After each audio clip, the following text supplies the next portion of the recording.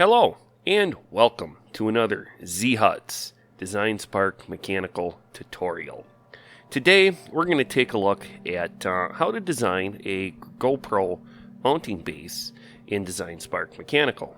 Now make sure you stay tuned all the way to the end, because after we finish modeling this, we're going to 3D print it and then check it out. So alright, right here on the screen, this is what our finished model will look like. And in just a second here, we will go through and I will show you how to design this. I'll just rotate it around so you can see it. We have it set up so you can put a nut in there. And it's got two holes for mounting this. This is just one design. The main thing, if you follow along with this, you will learn how to make the actual connectors right here for the GoPro, and then from there you can go ahead and modify this and make your own GoPro bases. So alright, well, we're going to need start a new design. I already got one opened up. So the first thing we do is we'll go up here and we'll click on Plan View to bring us in, so we're looking straight on. Then we'll click on a rectangle. You want the two-pointed rectangle. And then we want to define it from center, so we click that over there. And drag it out a little bit. And we want this to be 30 millimeters. So we'll type in 30, hit tab, by 50 millimeters, and hit enter. And that'll be our base. And then what we want to do is select pull, take and hold down our center mouse button and tilt it a little bit, then go ahead and click on the top, grab it, pull it up a little bit, and then we'll hit the space bar, type in 3 for 3 millimeters, and hit enter. And there we've got the base that we're going to build everything off of. So alright, we're going to go click on select the top of it, go back to our sketch mode, and then click on Plan View. Once again, we want the rectangle, and then again we want to define it from the center. And we'll go right to the center. We'll just drag it out a little bit, and we want to make this rectangle 15 millimeters. Hit tab, 15, and hit enter. Then go back to pull. Tilt it a little bit so we can pull on it. Go ahead and select that, and drag up a little bit, hit the space bar, and type in 17 for 17 millimeters, and hit enter. Alright, then go ahead and just click off of it anywhere on the screen that's not on the item, and click your left button that deselects it. Then go to select. Then we want to select this side right here. We'll select that. We'll go back to our sketch mode, Plan View, and then what we want to do is go to the circle right here, and right from the center go over one square. So we're not at the center, we're one over, and drag it out a little bit, and then just type in 15 and hit enter. There we go. Now we need to go and click again in the center, drag out another circle, and this one we'll just put in 5 for 5 millimeters, hit enter. Then we can select pull, and we'll tilt that to the side a little bit, and we'll hold down our control key, and we'll select both these two top faces here, and then the center of the circle here. Then you can let go of the control key, then press down your left mouse button and drag those through, and bam, them are gone. Alright, another thing we need to do is we need to get rid of this line here. For some reason, trying to combine the whole thing, it don't work. The simple way to do this is just select the bottom there, pull it out just a tiny bit, and then go up here and select the pull up to, and then click right there, and that fixes that. Otherwise, as we progress to a later stage, having that there would present a problem. It's easiest just to fix that now. Alright, from there, what we're going to do now, go to select, select the top right here of the base. Then we want to go over here and we want to click on the plane, and we're going to create a new plane. So we'll click on that. Then we'll go over here to move. Click on the move. Grab the blue arrow. Drag it up a little bit. And while we're still holding that left mouse button, again, we'll hit the space bar so we can type in. And we want to go 17 for 17 millimeter. Hit enter. Go back and click on the sketch mode. Plan view. Go back to the 2-point rectangle. Once again, select define rectangle from center. Come to the center. Pull that out a little bit, and then we want 3 millimeters, so 3, and hit tab, and 15, and hit enter. Then come over and unclick the define from center, and go back to that rectangle and go up to the corner on one of the two sides, and just drag that out a little bit, and click 3 for 3 millimeters, hit tab, punch in 15, hit enter, and then do the same for the other side. So we'll put in 3, hit tab, and 15, hit enter. Now from there, go ahead and select pull, then rotate it a little bit, once again using your center mouse button and dragging it slightly, and then hold down control and select those two outer rectangles and release the control button, the control key. Come over and click the pull up to, and then click on the base right there. Alright, now it's starting to look like a GoPro mount. Alright, next we can just turn the plane off. There we go. Then hit select. Select that middle rectangle. We no longer need that. Using that in the center just made this easier and quicker to do, so we can just click on it and then hit the delete key. Alright.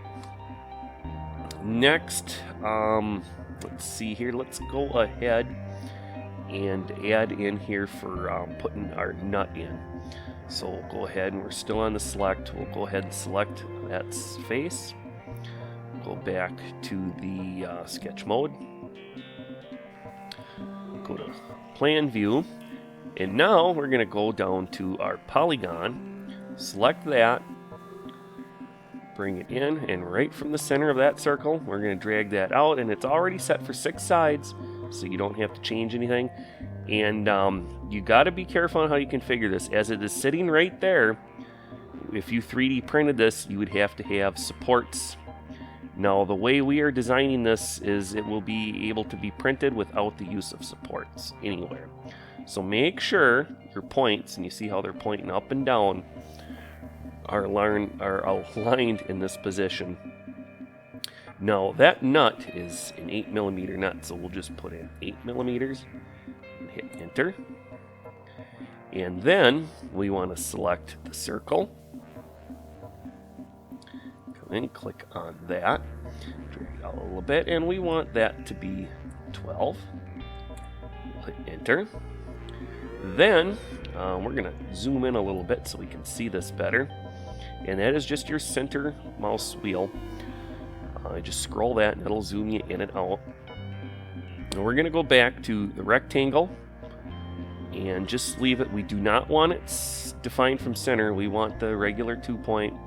Then instead of on the center line here, go up 1, 2, and then come up to where that meets the circle, and then drag that over, and it should be 3.84 millimeters by 4 millimeters. We'll go ahead and left click to set that. Then come up, grab the trim tool, and get rid of those 2 lines there. Then click on pull. Rotate it a little bit so we can get a good pull on this. Go ahead and select it, then click and drag it out a little bit. Hit the space bar, type in 3 for 3 millimeters, and hit enter. Alright. I'm going to go ahead and click home, zoom that back out. I'm going to go ahead and left click off of it to deselect everything. Alright, next let's go ahead and add our holes for mounting this. So I'll hit select, I'll select the top of the plate, I'll go to the sketch mode once again, plan view. Now I want these to be centered between the edge of the mount and the edge over here. So to figure that out, we're just going to grab a construction line and go to the top center, drag that so it comes in contact, and it's 17.5 millimeters. So I got my calculator here. I'm going to put in 17.5 and divide that by 2, and we got 8.75. So I'm just going to type in 8.75 and hit enter, and that gives us a center point there. Then zoom in down here so I can get in better, drag it up a little bit and do the same thing, 8.75, and hit enter. Now we can go ahead and zoom back out there, and next what we'll do is we'll go ahead and grab the circle. You know, I guess we can zoom back in so we get it right on there. Right there, we're on. And I'm going to go ahead and choose 5 millimeters. Now at this point, you can make these as big or as small as you want. And you can even position them differently. But I'm going to go ahead and put mine centered like this. So I'll put in 5 for 5 millimeters. Zoom back out and zoom in down here. Get right on there. Bring it out. Hit 5. And enter, and that's a 5 millimeter now. So next, next we'll click on home, zoom it back out. We'll click on pull, rotate it a little bit there. We're going to go ahead and grab the trim tool. We can get rid of those now, the construction lines. Then we'll click pull, hold down the control key, select both of them, release the control key, then select one of them and pull it down. Now from here, you could go ahead and use this as a mount, but I like to round my edges, and it makes things fit better and it makes it look nicer. So let's go ahead and continue. The first thing we're gonna do is let's do the outside edges. So I'm gonna go ahead and select those. So I'll drag it around and I'll hold down the control key and then release it. Use the center, hold the mouse button down, reposition it, then hit the control key again. Select another edge. And remember, like if you accidentally selected on that while you're doing it, we'll just hold down the control key again and select it again, and it will deselect it. Just in case you accidentally select the wrong edge. Alright, then I release the control. So I got all 4 selected. Now, by default, right here, this is set to rounded. I don't want to. I want to go to chamfer. I'm going to select that and grab my edge, pull it in a little bit, and hit the space bar. And I want this 5 millimeters. So I'll put 5, hit enter, and there we go. Alright, well let's make this outside edges look even better. So I'll go ahead and left click off of it to deselect everything, and then hold down the control key and select all the outer perimeter edges on the top. Slow, then I can release the control. Now this time, instead of the chamfer, I am going to go rounded. So I'll select the rounded and go ahead, pull this in a little bit, and I'm going to hit the space bar, and I'm going to do this 2 millimeters. Then left click off, there we go. That's starting to look nice on the outside. Alright, now we got our 2 holes here. Let's go ahead and round them just a little bit. So I'll hold down the control, select both. Then let's do this 0.5 millimeter. There we go. And I'll left click off of it. Now let's work on this. And before I forget, right here, you see how that turns yellow? There's a solid wall right there. We want to get rid of that. So I'm going to go select that, and delete. The only reason we're getting rid of that is because the next step I'm about to do here, if that was left, it would interfere and this wouldn't work. Alright, so what I'm going to do next is select all of these inside diameters of the circle on the edges, and we're going to round them so that when we go to put the bolt through for the mount for the GoPro, it just makes it easier for it to slide through and go into it. Alright, so I got them all selected. I'll release the control key. I'll grab my one edge, pull that in a little, hit the space bar, and go 0.5 for 0.5 millimeter. There we go. And I'm going to go ahead and left click off, deselect it. That'll make it easier for the bolt to go through. Alright, I'm going to home this in, and we're going to come around. Now we're going to want to do the same thing here with the inner side for the putting the nut in. It'll just make it a little bit easier to put the nut in, and this should be a tight enough fit where it should stay in there on its own without having to use glue. But this, what it'll do is it'll help it to be a little easier to slide it in. So we're going to select the outer edge, that polygon, all 6 sides, and then release the control key. And I'm going to do the same with that, put it at 0.5 millimeters, and hit enter. There we go.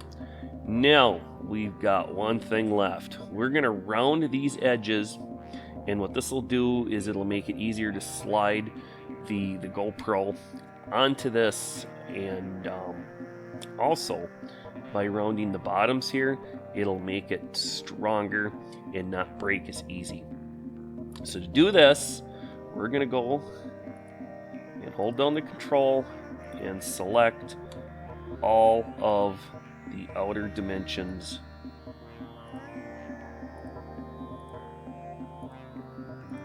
of these 3. So, alright, and I do need all, so this is going to take a moment. Now the one thing we won't select is this front piece here. It will not need it, and I did find that it actually looks better not doing it, just leaving it as is. But we do want to select this face right here, or excuse me, not the face, this joint. Alright, let's select the tops.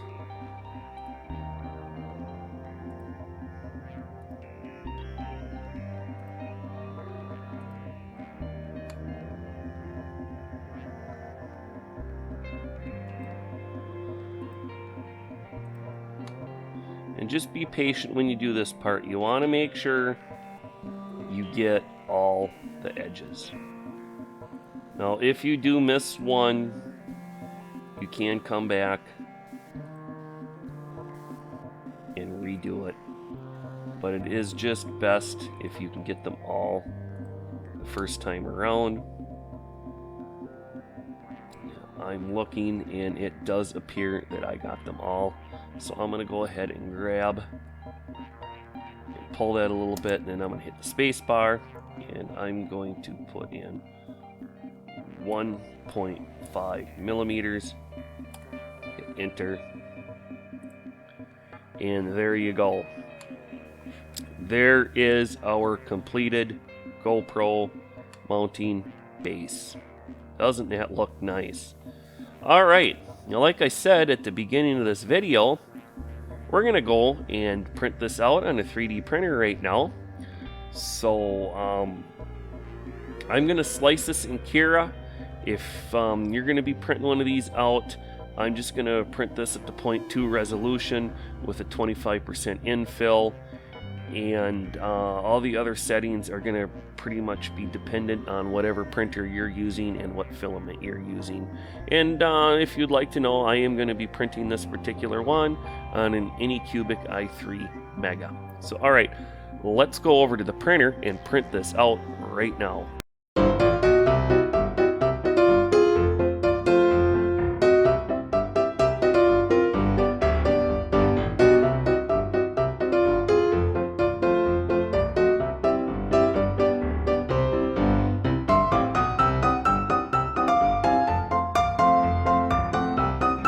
Alright, it finished printing, and look at that. That turned out perfect.